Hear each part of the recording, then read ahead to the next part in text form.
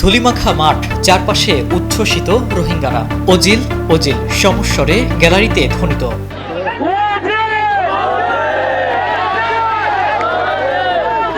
এ মাঠ কোনো বিশ্বকাপের মঞ্চ নয়, এ মানবতার মঞ্চ।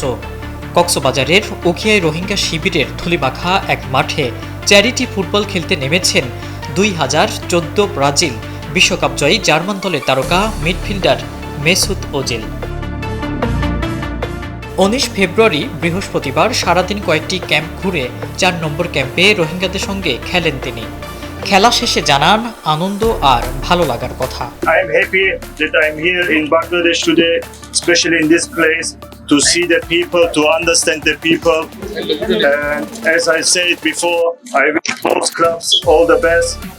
See you soon, inshallah. বিশ্ব তারকার সঙ্গে একই মাঠে খেলার সুযোগ স্বপ্নের মতো ধরা দেয় রোহিঙ্গা ফুটবলারদের কাছে। আলহামদুলিল্লাহ আর তো ইনশাআল্লাহ বহুত বছর পর আর মানে ওকে বিদেশের এরিমে ফিলিয়ালের খেলাগুলো বিশাল করেছিলাম।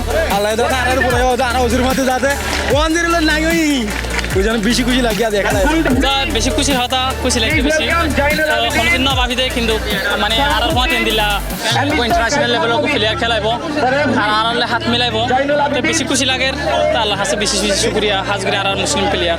আলহামদুলিল্লাহ বেশি ভালো লাগে আর প্রিয় প্লেয়ার মুসলিম প্লেয়ার ওজেলরে ভাই আর বেশি বেশি ভালো লাগে বেশি খুশি লাগে যে আর প্রিয় প্লেয়ার আদে যে প্লেয়ার আর যা পাইরে আর রোজার প্রথম দিনের মধ্যে ইনশাআল্লাহ আর বের পাইরে আলহামদুলিল্লাহ বেশি খুশি লাগে।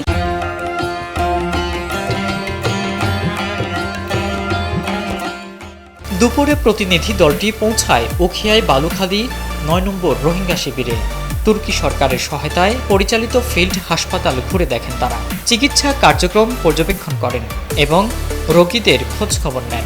পরে তারা পরিদর্শন করেন তুরস্কের স্বেচ্ছাসেবী সংস্থা Turkish cooperation and coordination agency পরিচালিত education and cultural centre.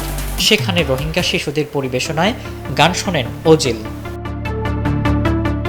Rohingya শিশুদের সঙ্গে সেলফিতে অংশ নেন ওজিল ও তুরস্কের প্রেসিডেন্টের পুত্র নেকমেতিন বিলাল এরদোয়ান। এই প্রতিনিধি দলের নেতৃত্ব দেন তুরস্কের প্রেসিডেন্ট রেজেপ তাইয়েফ এরদোয়ানের পুত্র নেকমেতিন বিলাল এরদোয়ান। রোহিঙ্গা সংকটের পর থেকেই তুরস্ক মানবিক সহযোগিতা অব্যাহত রেখেছে বলে জানান শরণার্থী ত্রাণ ও প্রত্যাবাসন কমিশনার মিজানুর রহমান। সকাল 11:15টায় ঢাকা থেকে বিশেষ ফ্লাইটে কক্সবাজার পৌঁছায় 11 সদস্যর প্রতিনিধি দল। দিন শেষে সরকারি কর্মকর্তা ও তুর্কি সংস্থার প্রতিনিধিদের সঙ্গে বৈঠক শেষে রোহিঙ্গাদের সঙ্গে ইফতারে অংশ নেন মেসুত ওজিল ও নেকমেতিন বিলাল এরদোয়ান। রোজার প্রথম দিনে শুধু খেলা নয়, এ যেন বিশ্বমঞ্চে রোহিঙ্গাদের প্রতি সমর্থন ও মানবতার এক শক্ত বার্তা। ইব্রাহিম প্রামাণিক, ডেইলি সান।